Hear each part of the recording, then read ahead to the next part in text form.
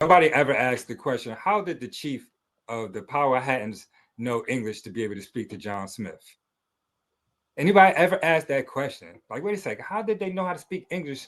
How could they talk to John Smith? They were literally speaking in English. They say that their chief knew English.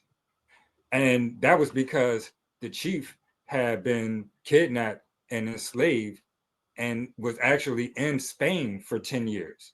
And when he came back here as a part of one of those missions on, I think the boat was actually called the St. Augustine, if I'm not mistaken, which is another thing to talk about.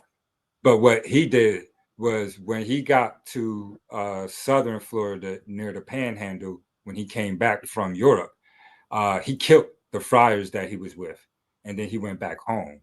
And so when and so 15 years later, when the British started interacting with the indigenous peoples here, one of the first people they started interacting with was the Powhatan Confederacy, and their chief was okay and comfortable with working with the British because he had an issue with the Spanish because the Spanish had enslaved him for 10 years.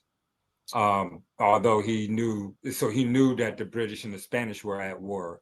And so that was one of the ways that the British was able to solidify themselves in the Northeast because of the warring and the continuous warring that was happening with the Spanish and the Southern clans.